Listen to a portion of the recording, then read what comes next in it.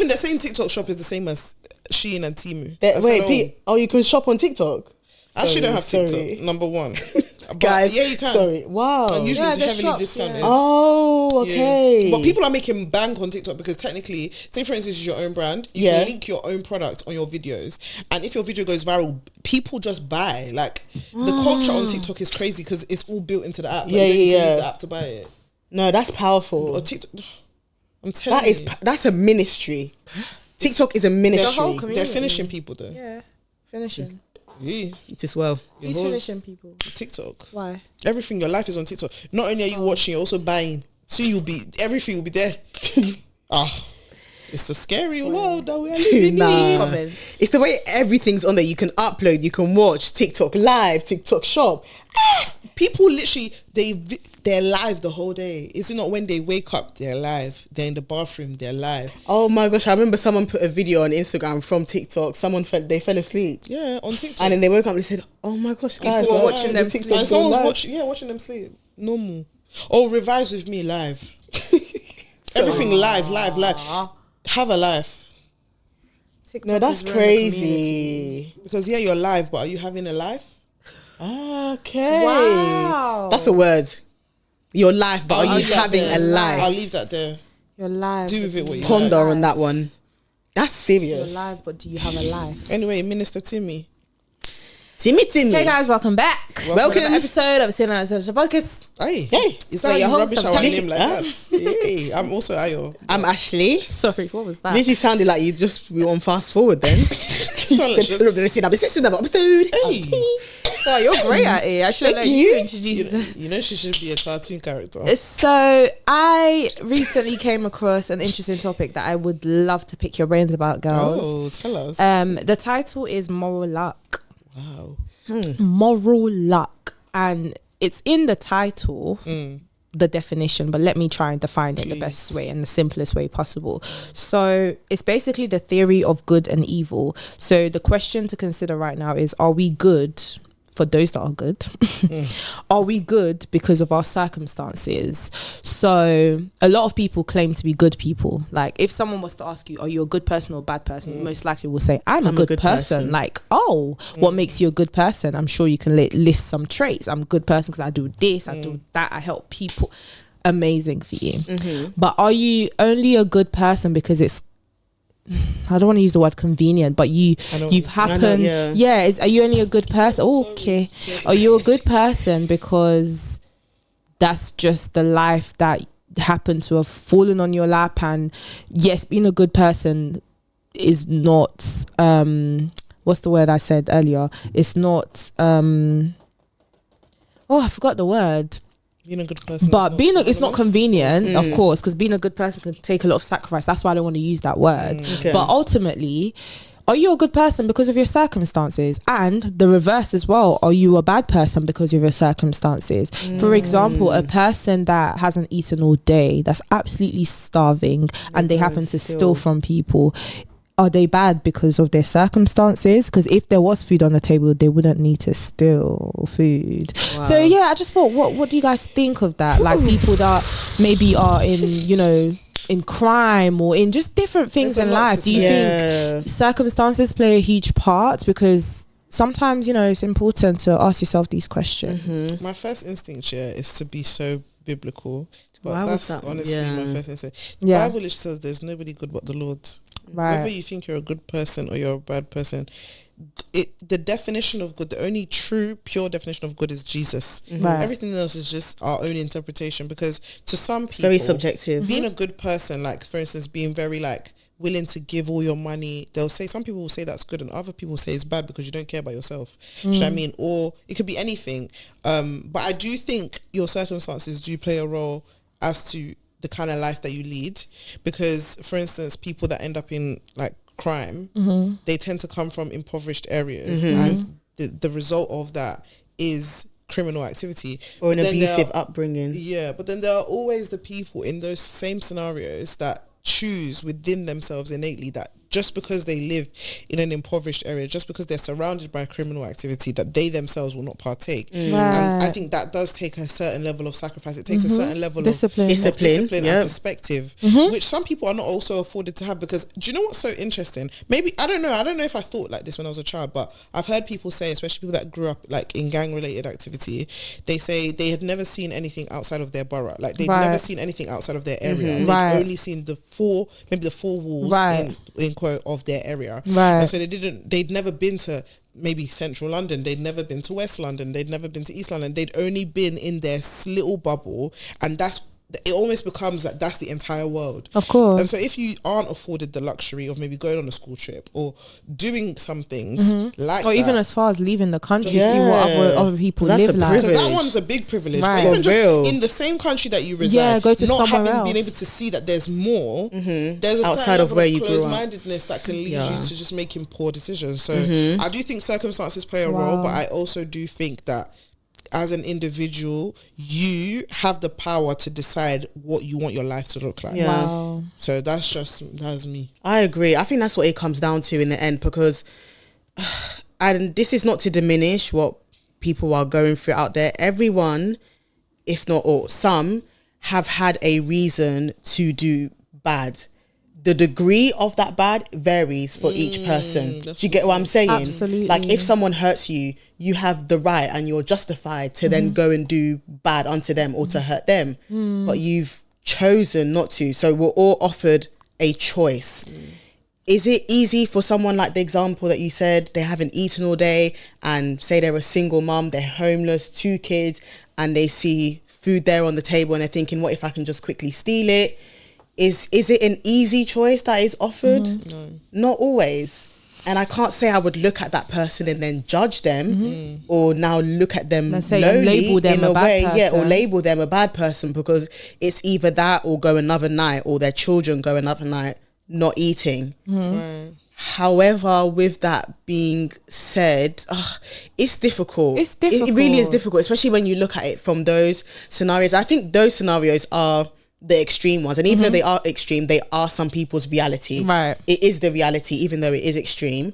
But just to maybe make it a bit more simple, relatable, I think what it comes down to is, I mean, I hate to be that person, but not really. Sin is sin, however we look at it. You don't hate to be that, and the act itself, and if we were good, we wouldn't need a savior. So, there's a level of self-control and there's a discipline that we should be striving every single day. And I think when you now look at yourself and say, well, because I'm doing all of this, this is what qualifies me to be good, you've kind of missed the mark, because your eyes are now on yourself. Well, this is what makes me good. This is what qualifies me. This is, when it's not about us. That's so profound. Actually, wow. You know why your point is so profound? Because that used to be me, like, well, I'm a good person because, I help my parents when they ask me. I give them money when they need it. Do this, I do all of this. And it's a prideful spirit.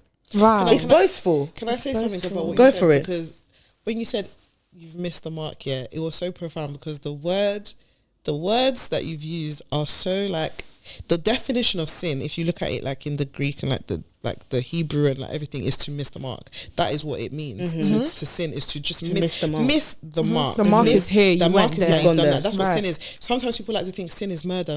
Sin is to do anything that is in not that the mark. moment isn't what you should have done. Right. Do you know what I mean? So, and that's why it's deeper than. It's so much deeper than just the black and white and the 1 and 2. To miss, and that's what, like, morality is something that, like, we think we define. Like, humans genuinely think we have the monopoly. This is on what is moral. And we But label it. We label it. This is tick these I'm a boxes. good person. And And it's like, that good person that you are, you might not be a good person to somebody else. Your definition of morality and your definition of good cannot be relative to it cannot be relative in general, because when it is relative, it then is subject to questioning. And that's why, like, in the Bible, like, or even just the Christian, if you're talking about in a Christian's like perspective, there's no such thing as just being a good person and that being enough to make heaven, because at the end of the day, you're born in sin. That's it. And there's only one way to pay for your sin. It's either to pay for it by yourself by choosing not to choose Christ, or to choose Christ and let him pay for your sin. And that's why good and evil, like the only person who can define good is Christ. Like it's the nuance of it is crazy. Like God can do something and everything God does is good because he's sovereign. I'm a human being, so I can think something is good, but in the eyes of God it's not good, and so that means ultimately it's not good. Are you liking this video? Don't forget to like, comment and subscribe. And I love what you said about humans defining morality, because if you look at it as well, so many different people, so many different countries, so many different laws, governments have different definitions of morality. So what we define as morality, some people think that, sorry to take it to that extreme, but them hitting their wives or being abusive or doing all of these things, they think they're moral. Right. In their head, they genuinely believe what I'm doing is right. So if we are going off of human definition, it's like you said, it's subject to questioning. And also there's a verse that I love in Galatians where Paul explains the church of what it means to do good. And the first thing that he says here, he doesn't say, doing good to people, even though it is there, it says do good to all people, especially believers. But the first thing it says, if you see someone is caught in sin, gently restore them. That's what it means to be good. So if we're looking at it by definition, biblical definition. Wow. Sorry, Temi, you were going to say something. Literally just what you said just about the division of just what morality is if anything, it just reiterates the point of we can only look forward to God to define what real is. Do you know what I mean? The fact that even within us as human, as flesh, there's a division there. It's just like, where do you turn? What do you know is right? Is it by your own standards? Is it by your own morals? Is it by the laws of the land you live in? What's moral? Do you know what I mean? Like the only way to get that constant of what moral is, and just like the unshaken definition of moral, is to go back to him. And when there's so many things that a lot of people think, modern Christianity is this, is that, and you can't relate to a lot of things, but a lot of things goes back to scripture. You can find every single thing we discuss here, whether we relate it back to Bible, it's there. It's written there. It's really there. But I want to ask a bit of a different question. I don't mean to put you guys on a spot. Hey, tell me you love to do this. Are murderers bad people? Do you know I love this topic? Yeah. If you know anything about me, you know I love a psychological thriller. Because the Joker that recently came out, so not the one that's coming out this year, but the most recent iteration with Joaquin Phoenix, the reason why I really resonate as if I know where you're going with it. I know where you're going, I really like films like that. Split, so many different films where they like humanize people with the monsters or the monsters of society, the villains, or the villains of the movies as well. Trap. The reason why you cannot blanket call anybody good or anybody bad, because people have their moments of good and people have their moments of bad. A murderer in the moment of their murdering did a very heinous act, and yes, that is terrible, that is bad. But them as a person, what took them to that point was also bad. And that's how it's resulted.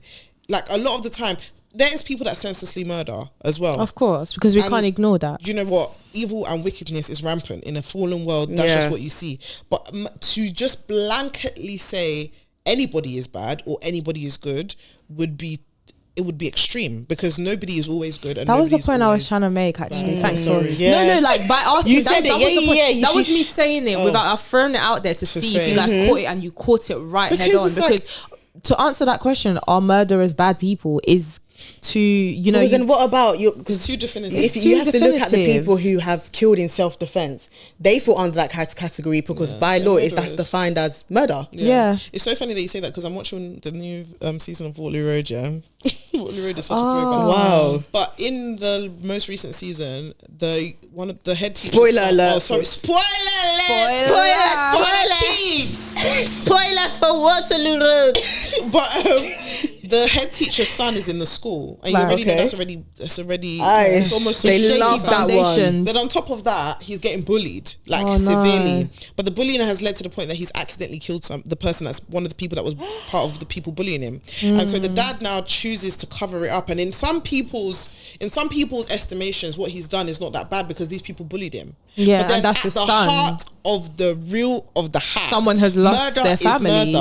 Somebody is dead. And that in itself is a terrible thing. You cannot. There's no world where you can say justify a death, like it's the killing of someone. Sorry, the taking of a person's life is a justifiable act. The Bible calls murder. Murder is murder. However you mean to murder, it still happens. It's murder. A life is taken. You've taken someone's life. And that's why it's almost like what's just coming to my mind after I've said that is that human beings themselves cannot be defined as either good or bad. The acts that they do can. Like what you do, no, for real. Honestly, this was the conversation. Yeah. This was exactly what I was leading. Wow, like that's the thing. As a human, I can't just be like Ashley. Of course, I love Ashley and Temi to death. Yeah, but like I can't be like Temi is a good person. I can't just say that because there are days when Temi will do bad things. There will be days make poor decisions. Me too. I'll be doing bad things. I cannot say blanket. I can say Ayo is a child of God. I can say Ayo is a saved soul. But you can name characteristics of the person. The good characteristics about of us. We can say it. But overall, as a person, no one is good but the Lord. You know what? When someone asks, like, I've seen this somewhere. Oh, like, are you a good person? And some people, I like this answer. It depends on who you ask.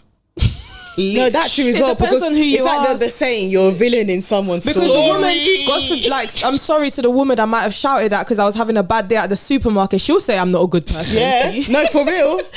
No, but facts. Ayo and Ashley will say them two can go head to head and argue. No, she's a good person. Yeah. No, she's a bad person. She did blah blah blah. You know? Yeah. So it's like on the worst day. You know what? The point of me bringing this conversation was to say that a lot of things in life is not black and white. No. Life is not black and white. It's not. There's a lot of circumstances. And it never will be. There are loads of circumstances that play a prominent role in the decisions of just, the final answer or just these things. We can't just say yes or no or yes. There's a lot of things that play a part into it. Which takes me on to my next pointish. Just about like, it's similar to what we're discussing, but just in a different context, just about triggers. And I've said this before on the pod. I don't remember the episode, but it might have been 2 seasons ago. But something about healing. I think that's a great example. Yeah, that was last week. Do you know what? Last season with Jonathan. Yes, I was literally gonna say that. Yeah. That was with Jonathan. Shout out Jonathan. This was on our last season, so something to do with healing and heartbreak. And the question ultimately is, can you claim to be healed? Because this is also under the topic of like, what was it? Moral luck. Yeah, I think you said it at the beginning. Yeah. So can you say you've healed from a situation? Like you can wholeheartedly claim that title of healing. I've healed. I've resolved the problem. And then, but if you look at the foundation of how you got to, your outcome, is it because you avoided the situation? Are you avoidant to make sure that it just never happens again or whatever? Like, or you dealt with it head on and you've put yourself in that environment so I can say I've healed. Like, is it a thing where that's two different journeys, same destination? Like, is there different ways of doing it? Or I think it's important to also make the distinction that being triggered is not the absence of healing. Just because you get triggered or you think of the memory and it makes you sad for a moment, that doesn't mean you haven't healed. Of course, it's all part of the process. It makes you human, right? Because I think sometimes we can get triggered, and then some people might believe otherwise. They might believe, if you still get triggered about it, if it still makes you upset and angry, then you haven't healed, and that's fair enough. That's their own opinion, but I think it's human. Definitely, it's normal to have gone through something traumatic, and later on down the line to still, think about it for a moment. Even if it doesn't make you sad, it might make you, is the word solemn? Yeah, solemn. It might make you, frustrated. Reflective. It might make you might be in a moment of solitude where you're like, wow, or you're reflecting. That doesn't now mean that all the work that you put in, if you did put it in, counts for nothing. Definitely. Right. And it's just a psychological response. Yes. And I think that's normal. And I think the difference, like the line between that for me would be whether it's affecting your daily activities and your quality of life. If it's something that does affect your quality of life consistently all the time, then that's obviously where you cross the line. But if it's something where it's just a response to just a response to like something that's initially happened, a direct response, and you move on, Yeah, that's fine. There are definitely telltale signs that you're not healed, but like we've said, like the human experience is dynamic. It's not black and white. Not It's one size fits literally all. a whole ball of nuance. Like being healed, like that's why it goes back. I think the question is really good because it talks about, you know how people always talk about you should not be in a relationship unless you're completely healed. That day will never come. Like it just That the only time that will come is when we're in heaven. Wait. Say that bit again. Sorry. People say all the time you can't, and I feel like I've probably said it before even, but like I've believed it so I'm before. sorry innit to the people, but like I think growing up is realizing that the human experience is so dynamic that you can't actually say to a person you can only pursue a relationship when you're fully healed, because that day will never come. The reason for that is the same way, like say for instance, you can only apply for certain jobs once you've done this. You can only do, like in life is dynamic. You have to sometimes do things whilst you're healing. Most of the time you're actually healing continuously. The healthy human is continuously healing. It's continuously looking inwards, or letting the Lord like search them, holding a mirror to them and like looking inward and being like, showing the areas this is a part of me that's still traumatized. Like there's a reaction in me here that is still quite sensitive, quite like this. That is the beauty of humanity, that the journey of being a human, to experience something and then grow through it. That's the whole essence of life. It links back to the good or bad. Like you're either we're all like fallen, broken people, but like you're either on the path to healing or you're on the path to destruction. But you're not well, you can be stagnant as well, but like as in it's a journey. Right, it's one of the other. It's a process. And what I was gonna say is, she's not saying, and you know she's not saying that. She's not saying, you know, when that happens, like, you know, when you need to heal, you take all your baggage and your trauma and dump it on another person in a relationship. That is not what she's saying. This is why it's good to be distinctive. Like, there's a clear difference between certain things that might trigger you maybe in the moment and you get over it very quickly, whatever. Because first of all, you have to look at your progression. You have to look back from where you've come from, where you started. That's Sometimes how you measure. That's how you measure your journey. That's how you measure how far you've come. That's how you measure whether you're even healing in the first place. Go. Just because Tem has you hit the nail on the head. Because you guys know, as she said, be very clear. Be clear. She's not saying dump it on somebody and then jump and infect it to somebody else. Because I think what is lacking actually is self-reflection and self-awareness. Like that point Temi said is like, how far have you progressed? Are you still behaving like okay, we're 27. Are you still behaving like the 15-year-old you, or even 21-year-old? If you are, then your focus probably shouldn't be another person, because what you're bringing into their life is probably chaos and catastrophe, or you're bringing a lot of pain, or you're creating trauma in someone else's life. Trauma for them. Yeah, I think a lot of the time, it's a ripple effect too. Yeah, that's why I use the word infectious. You can infect somebody else with that trauma, and they carry it to somebody else, and it becomes a cycle like that, which shouldn't be the case. And exactly. And so I feel like the type of healing you should be doing, like the type of person you need to be if you want to be in a relationship anyway, is someone that is aware of their flaws and is very hyper aware, like self-aware. We always talk about self-awareness, but hyper aware of the fact that they are a flawed human and that there is space for them to grow. Because a lot of the time, the people that shouldn't be in relationships, I'm sorry to say, are the people that think they are the perfect one, and that the other person on the other receiving end is the one that needs work. And like sometimes it's very subconscious. I think all three of us can probably say that we've been in relationships where we were the perfect one, and we've just seen the flaws. And by God's grace, we've always been this way. I feel like, knowing all three of us, we've also always been cognizant of when we do something wrong, we're aware. We know, the healthiest type of relationship at the end of the day is one where both of you are working on yourselves to be better, for each other and as individuals. Every aspect. And I feel like you'll know you shouldn't be in a relationship where everything is you need this person to do this for you and you think your life will be fixed. Because if you genuinely think that, you'll be very disappointed.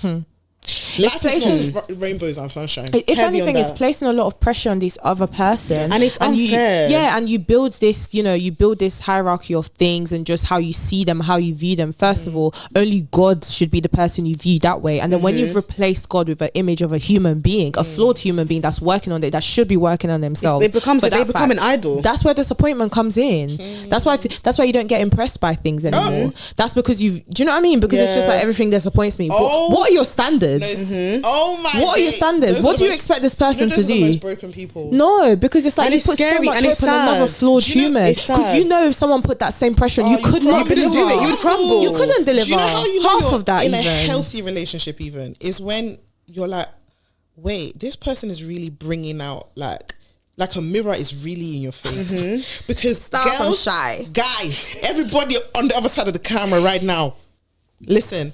What I've realized, I'm done. because it's like me. I can just speak for myself. When you're very, by God's grace, I'm not bragging, but when you're a very self-aware, emotionally intelligent person, you genuinely can suss out most people. You can usually be like, okay, this person needs to do this. They need to. Listen, It's very easy. Let somebody come into your life that is secure, quite secure, but also actively working on themselves. You'll be like, oh, so a lot of this is a trauma response. Okay, right. They shine light on the areas that you thought you were secure in a health, in a very safe and a healthy way where you're like, wow. And it's not in an attacking way. It's like you said, it's in a loving and healthy way. It makes you realize, oh, yeah. Like so you should, I'm not so, Especially I'm not as I thought. Especially because if your previous relationship, this is even to friendships and families, not just romantic everything, not just- relationships. But if your previous relationship, you know, there was a lot of shine on the other person where it's like, this is what they need to work on. Whereas this time it's you. Their issues Or seem it's to be equal. sort of overshadowing your flaws and the issues you need to be working on. Wow. So much time spent on that person that you forget to look in the mirror. And then when you get to this other relationship That's healthy, that's now healthy, and it's just like we both need to look in the mirror. You're like, what do you mean me? what's happening? Yeah. So Why do I need to look in the mirror? There's even What for? There's even a level of pride. There's so much pride Yeah. that goes into being That's what it is. being the perfect one in a relationship. And what I've realized is that I used to want to save people. I literally would enjoy seeing somebody that needs help. Let me you know run what? to their I rescue. can And then take care of you. taking And them it's in your arms. It's insane because it's actually a level of pride. Yes. Where it's like we can take the light off me. There's nothing I need to work on in this current moment. It's you. You are the one. And that's if you're that type of person here, I'm telling you, as someone that used to be in your Free camp, yourself from those shackles. you are very broken. You're very you need help. And I don't mean it in like a mean way. I literally mean it in like genuinely, if you're always trying to deflect or trying to just disassociate from the pain that you have, you're not actually on the path of healing. You're probably on the path of destruction, only because you like the best people in your life will always bring out, like they will always be refining you. Like the Bible says, iron sharpens iron. Yeah. They won't come into your life and just endorse you to continue to be a mess. They'll be able to be like, wait, you're Heavy being on that like one. You might be a little bit defensive, babe. Like, hello. And it's not always Why? easy to hear it. or It's to never even easy. realize you're like, whoa, Yeah. this is how I actually am. And it's like you said, sometimes you have to ask, like, am I actually sharpening this person? Wow. Yeah. Am I edifying them? What am I contributing adding to this? chaos to their lives, or am I pushing them closer to God? Am I allowing them? Am I creating a safe environment for them to be the best version of themselves, the healthy versions? Or am I just triggering them to the point where they're constantly responding out of defense? Oh my days, it just reminds me. Yeah, sorry. Sorry, I was just going to say quickly, that's why, sisterhood is so important to me. And I would never, ever I would never not be an advocate for sisterhood. I'm not going to lie, The people right who type say of that, sisterhood. people, I understand that people have had negative experiences. Yeah, that's why I said the right type. But I'm not going to lie, when I hear women say, I don't need girlfriends, red flag, sorry. And I'll waving it from the top of the mountain, because what do you mean? I'm so sorry you've not had a great experience, but when you do, I pray that you do. I pray you do, because when you do, you will understand what it means to have a true sisterhood in Christ. Women that can talk to you and edify you about certain things, so that you can be a better person, and you're sharpening each other. 1,000,000%. You know, the point that came to my mind is just because I've been speaking to a few people at work about this, and it's really scary to see what the younger generation really views relationships as. It's very, for a lot of people, it's not even only younger people, I think it actually spans all ages, but like some people see drama in a relationship as like it's necessary. Yeah. Because drama in relationship The toxicity is like, of it. That's it. It keeps things exciting. But like the realization, or just like the realization I'm having now, as we're just talking about, is that it's just a deflection from real pain. Yeah. You think that it's normal to go on a lad's or a girl's holiday and misbehave because it's going to add some spice to your relationship. Whoa, But who thinks or that? to argue. I'm telling you, there's people Who that does that? there's people Yeah. that genuinely feel like, oh, we're always fighting. It's spicy, like, da-da-da-da. I'm like, To make up, it's something. To get a reaction. Yeah. Because I feel like, in minimal levels, I'm sure we've all experienced experienced it too, where it's like you feel like if they're not jealous about something, oh, that's not Let fun. me say this to see their reaction. Like poking them. Like poking, exactly. Okay. Trying to evoke reactions is what is keeping you feeling like the relationship is alive and fun. It's a level of reassurance you're not getting in other ways. And what it speaks to is a deeper level of pain and healing that you require, because you're deflecting from so many What people you're actually just want feeling. to be loved. Yeah. And so the concern that comes out of triggering them is the love that you feel, but it's a glimpse. It's very tainted, but it's a glimpse of it. But instead of pursuing it the right way, you pursue it through toxicity. Wow. And it's very like, it's so rampant. It's in detrimental. relationships Yeah, that when yeah, you you get see into a it. healthy, I've seen it. You can get into a healthy relationship. People say it's boring. That but Like I there's need nothing to, really mind, I but need you're to get calling into it with my partner. We need to. there needs to be this back and forth. No, like it's normal to have disagreements. It's normal to like obviously have things where you might not agree on, but to be you know that at least this week we're gonna have an argument. We're gonna fight. Yeah, and this you're week. looking forward to it. Hey, It is detrimental. it's scary. It's just scary because people talk about it like it's so. That's crazy. normal. And it's do you know what it is as well? It's a divisive spirit. Wow. If we're being very honest, Wow. it is. It is to make something like that so normal. When God has put such a strong emphasis on unity and peace. and you're doing the opposite of that, it's a spirit. Behind every emotion is a spirit that drives that emotion. Yes, because the Bible even talks about how the burden of the Lord, like the yoke of the Lord is easy, his burden It's is light. So that speaks to everything in like life. So if you want heaviness, if you're desiring heaviness, there's a deeper thing that needs just to too really much take going place on. there. There's Yeah. there's self-reflection. And it's interesting because I feel like we've all heard when people say, I want a relationship where I want her to be my peace, I want him to be my peace. What people are really saying is they want to flourish in a safe environment.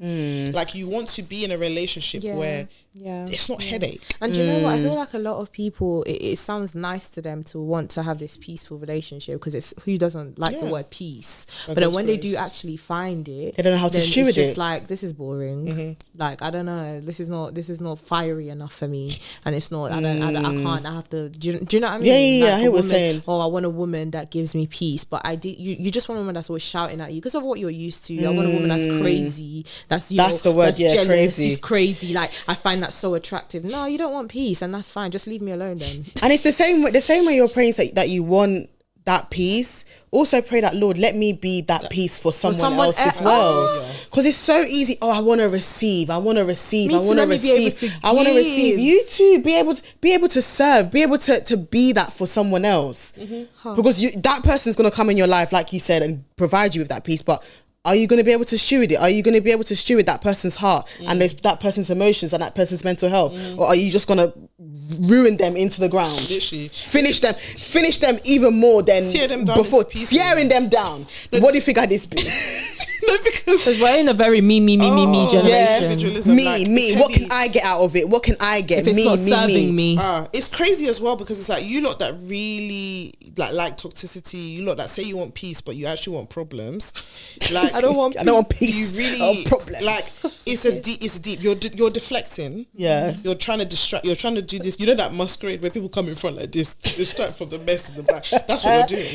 Because true peace, like there's nothing like it. There's nothing like knowing that you can wake up in the morning and you're not expecting someone to be shouting at you like messages of tyranny on your phone. Paragraph. Like there's so much beauty that can come from a peaceful relationship. That's with your friends. Like, why is it exciting to be blasting your friend's business on TikTok? And you know when screenshots. You're having arguments on live. And you know when you find and that, you're asking people to join you so they can when you find that please. inner level of peace, it starts to show physically, like the way you look, the way like your mental health, just the way you flourish. Like, from a distance, people will see you're at peace. And even the decisions that you make, because it's all good and well to say, from a clear mind. I'm filled with peace, but then you're making detrimental decisions. Right. You're making decisions that are harmful. You're making decisions that are not actually good or healthy for your mental health or healthy for you. So it's all good and well to say, yes, I have peace, but is that reflecting in your outward actions, in your day-to-day life? Be honest. Look at what you're attracting into your life, because for real, you will attract you will attract your dysfunction in one form or the other. Yeah. So if I don't need to elaborate. What I was gonna say though is, remember the initial question. So how can I now say I'm healed? What's the journey I would have to have taken to say I've healed now? Like, can I say I've healed because I avoided all the drama? No. Well, or I'm only healed because now I've put myself in a testing situation and I stood strong, and now I can claim I'm healed. What's the way? I think it's, you've healed. You can say you've healed if you've acknowledged the brokenness for what it really is, and you're actively counteracting the brokenness with things that are actually helpful. Wow. Yeah. If you're continuously still going back to your vomit, you're not healed. Or you're not healing. Wow. True healing is, they say the first in therapy is to acknowledge that you're broken. Same thing. Acknowledgement.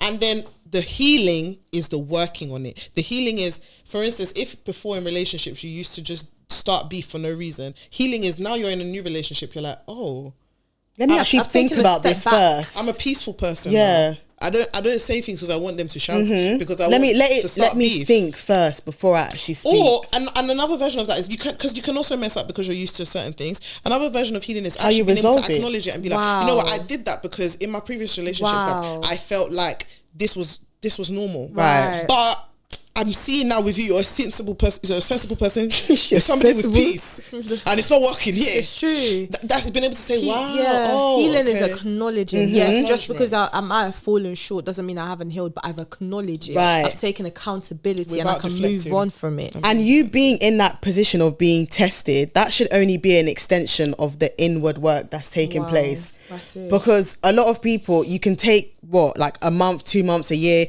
and be like, okay, to see if I'm healed, let me now put myself in this position and X, Y, and Z.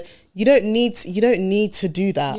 It's like you said, if you've acknowledged and you've now taken the steps after that to constantly choose to heal because it's a constant decision. It's the same with Christ. You choose to pick up your cross every day. Right. You choose to surrender every single day. It's not last week I decided that I'm not going to get angry anymore, and then this week I don't need to do that. No, it's a constant decision. And I think the heaviness of that is what some people run away from. Yes. Wow. That's why some people because it's easier, if we're being honest, it's easier to choose destruction. It's easier to choose unhealthy habits. It's easier to choose the stuff that you're used to, it's very convenient. It doesn't require you to stand up. It doesn't require you to be courageous to say, actually no, let me turn my back away from that, let me turn away from that sin and actually choose life, choose healthiness. It all loops back to the moral luck thing. People want to have an excuse for their bad choices and their bad decisions in life, but they want to be justified in it.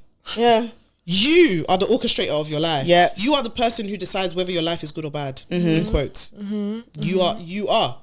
That's crazy. Because everyone has a reason, like I said in the beginning, everyone has a reason to be bad. Everybody has trauma. Oh, this happened to me when I was younger, so I'm going to now hurt every person I get in a relationship with. I'm going to speak to this person that way. Everyone has grounds, whether it's you've been through something more traumatic than me. We all have grounds to, like, that's justified for us to be messed up and to do that. But it's the active choice to say no. Right. Stop. I'm not going to do that. Yeah. I'm not going to. I don't want that. Yeah, I don't do that. Wow. So it's that. Beautiful guys, honestly, like, I'm blown away. This is why I didn't want to tell you beforehand, because I wanted you all to unleash. I'm glad you didn't. Yeah. And the ultimate, listen, I'm going to be the ultimate presenter today. You bring that mic closer to you. The ultimate question is, are you a good person? Thank you for watching.